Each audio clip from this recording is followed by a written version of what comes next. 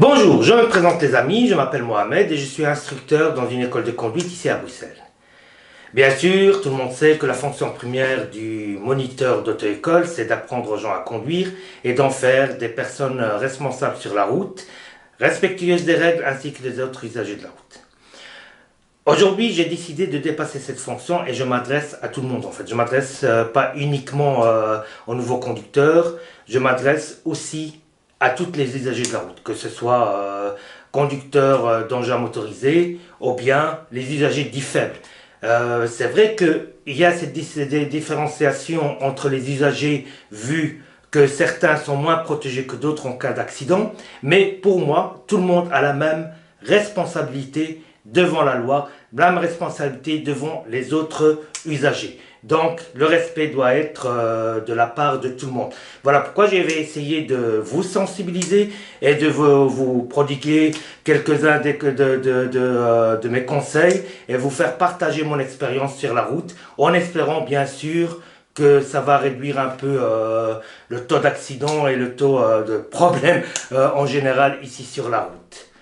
Bien sûr, ça demandera un effort pour tout un chacun et il va falloir peut-être commencer à se poser des bonnes questions et commencer à se remettre un peu en question parce que ça devient un peu, comme on dit, ça devient un peu chaud ici sur Bruxelles.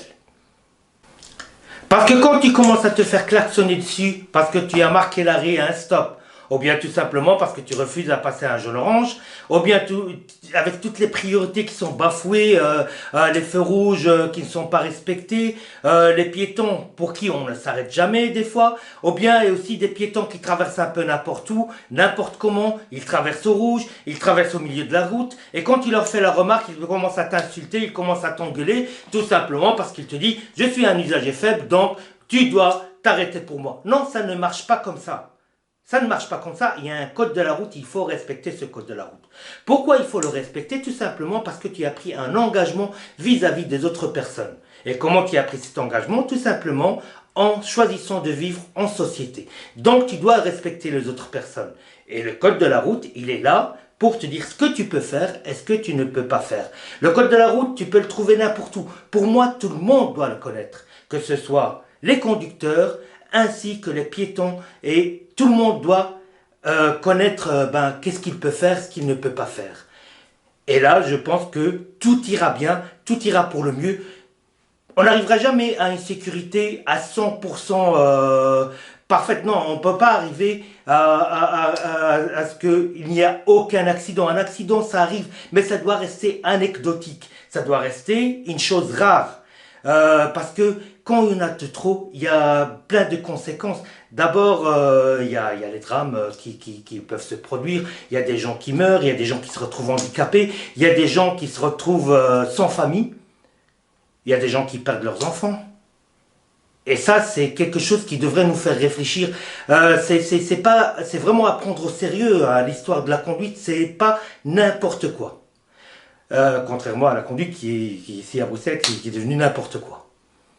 Donc il est vraiment temps de faire quelque chose, il est temps de prendre ses responsabilités en tant qu'être humain intelligent, en tant qu'être humain tout court, parce qu'un être humain normalement il évolue vers ce qu'il y a de mieux, de ce qu'il y a de meilleur. J'espère que notre comportement sur la voie publique, il va suivre et j'espère vraiment de tout cœur que les gens écouteront la voix de la raison parce que ça, c'est des tensions inutiles qu'on se met, on crée des problèmes inutiles, on crée comme j'ai dit tout à l'heure, des drames inutiles, du stress en plus, la vie est déjà assez stressante ici dans les grandes villes, donc peut-être qu'on devrait commencer à voir autrement les choses et commencer à se faciliter la vie au lieu de la rendre difficile, voire un enfer.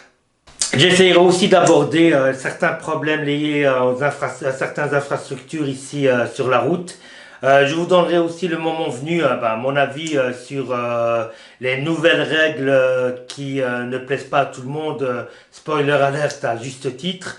Je vais essayer d'être régulier, je vais essayer d'expliquer certains aspects de la route où ça coince. en espérant que ces vidéos auront un accueil favorable de votre part. Bien sûr, je reste à l'écoute. S'il y a quelque chose de pas clair, quelque chose à débattre, je suis là pour ça.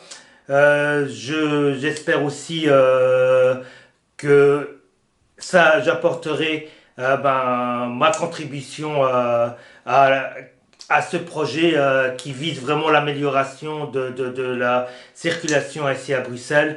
Sur ce, je vous souhaite une très bonne journée et je souhaite aussi qu'on se croisera sur la route en se saluant et non en se criant dessus.